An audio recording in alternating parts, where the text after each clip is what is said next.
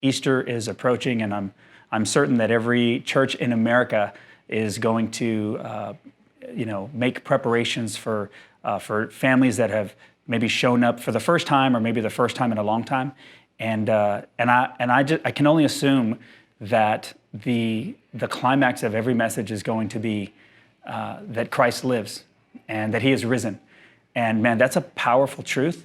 But I just feel stirred in my heart that truth shouldn't just be taught one time out of the year, but man, every day of our life, man, that needs to become deeply embedded and deeply integrated into the fabric of our being. And so, someone may ask, well, what does that practically look like when Christ lives in me? How does one attain, that? And so these are just some of the nuggets that I feel like that God has helped me with. And by no means is this meant to be an exposition of Colossians 3, but just something that will enhance your personal time with Jesus to help reach your greatest potential in Him. So here we go, Colossians 3, just a few things. Starting in verse 1, it says, "Since you have been raised to new life with Christ, set your sights on the realities of heaven, where Christ sits in the place of honor at God's right hand. Think about the things of heaven, not the things of earth. For you died to this life," and here it is, "and your real life is hidden with Christ in God."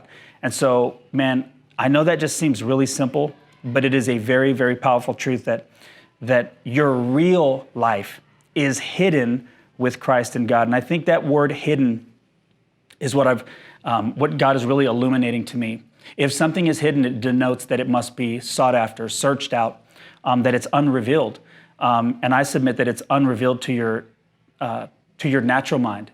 Like you'll never obtain the things that are hidden in God in your own human intellect. It has to be revealed only by way of the Spirit. So they're hidden with Christ in God. Now listen to this. "And when Christ, who is your life, is revealed to the whole world, you will share in His glory."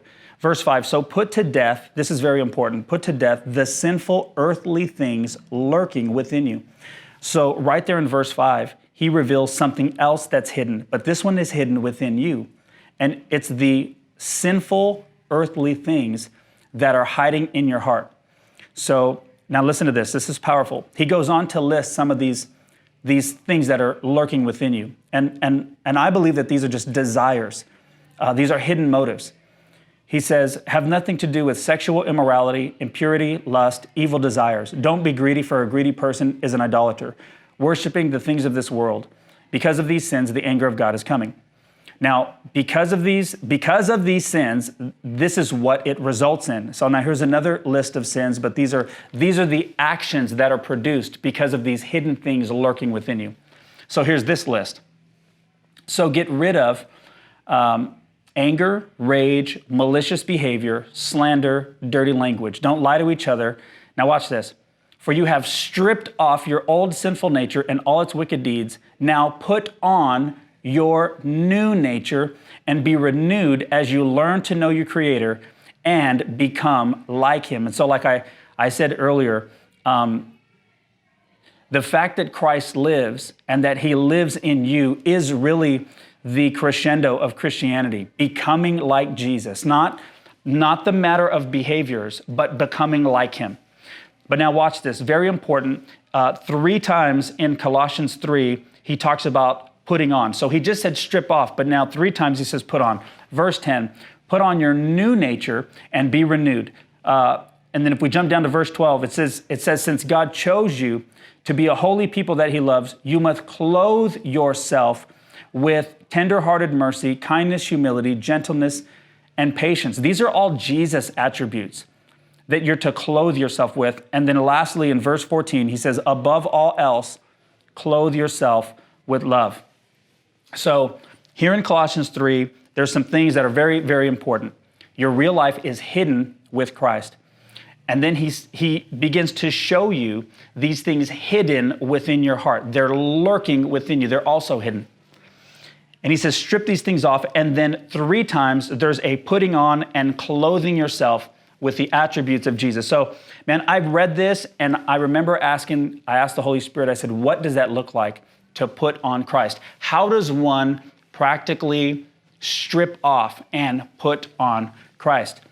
And this is a question that I asked, and I felt like the Lord answered me back with this. He said, it's not a matter of how, but where.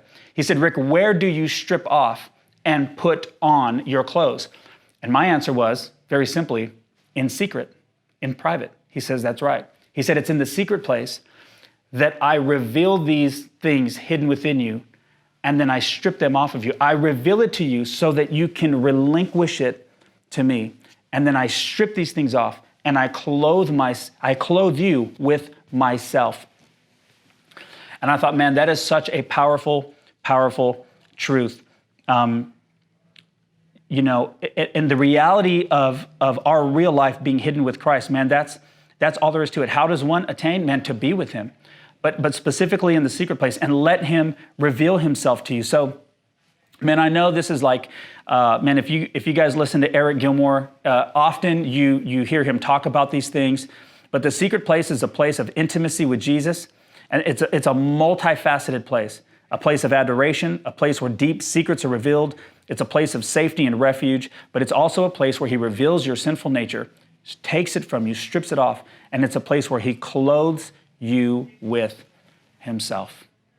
So, man, I hope this is helpful.